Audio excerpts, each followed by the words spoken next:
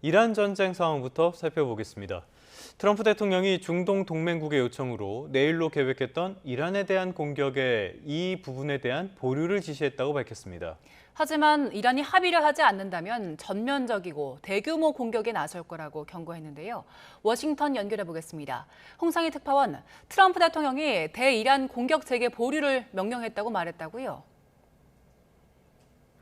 네, 트럼프 대통령은 잠시 전 백악관에서 열린 의료비 부담 완화 행사에서 중동 동맹국들의 요청으로 내일 공격을 보류하기로 결정했다고 말했습니다.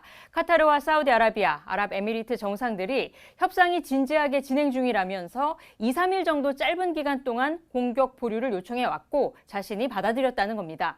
바라건대 영원히 미루는 것이길 바라지만 잠시 동안일 수도 있다면서 이란의 손에 핵무기가 들어가지 않게 만들 수 있다면 만족할 거라고 말했습니다.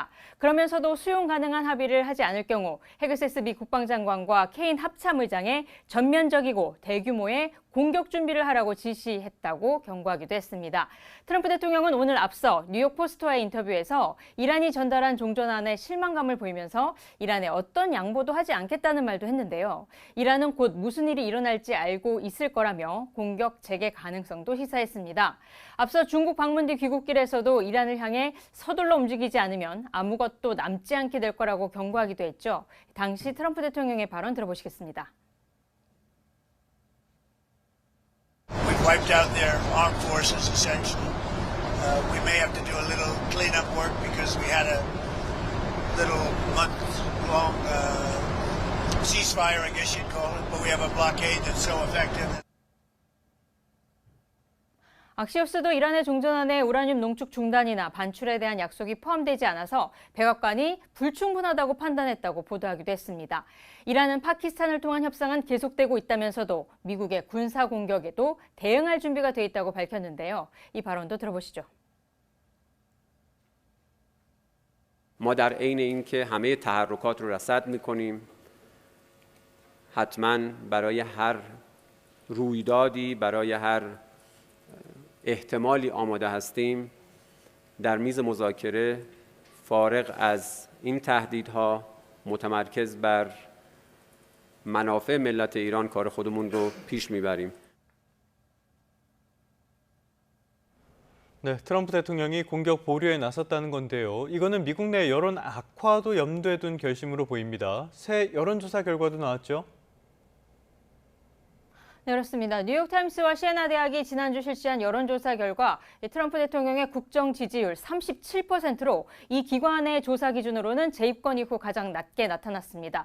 전체 응답자의 64%가 이란 전쟁이 잘못된 결정이었다고 평가했는데 특히 중립적 정치 성향의 무당층 73%가 이란 전쟁이 잘못이라고 답해 눈길을 끌었습니다. 대통령의 의회의 승인 없이 군사력을 사용해선 안 된다는 답변도 63%나 됐습니다. 무엇보다 이란 전쟁 장기화로 미국 내 휘발유 값이 급등하고 물가도 들썩이면서 여론이 악화하고 있는 것으로 보이는데요. 직접 들어보시죠. I feel like our money is going to a lot of unnecessary things, basically. We need to take care of our people here in the United States instead of trying to have wars and stuff like that.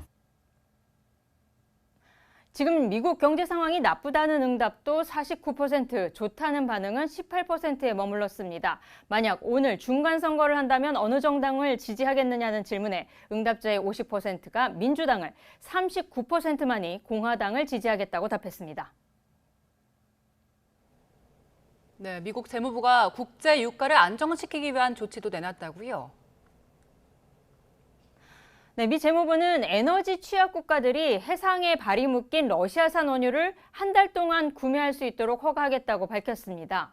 스콧 베선트 미 재무장관은 특정 국가가 이 해상 러시아산 원유에 접근할 수 있는 면허를 발급하겠다고 말했는데요. 이번 조치로 원유 시장을 안정시키고 중국의 저가 원유 비축을 제한할 거라고 기대하기도 했습니다. 러시아와 이란 원유를 저가로 구매해서 이 비축해온 중국의 원유 확보 능력을 낮춰보겠다는 겁니다. 이란이 전쟁 이후 호르무즈 해협을 봉쇄하면서 국제유가 상승 우려와 불안정성이 지속되며 미국의 대응에 나선 것으로 보입니다. 하지만 이런 단기적인 조치가 국제유가나 미국 내 휘발유값 안정에 얼마나 단기간에 기여할 수 있을지는 미지수로 보입니다. 지금까지 워싱턴에서 전해드렸습니다.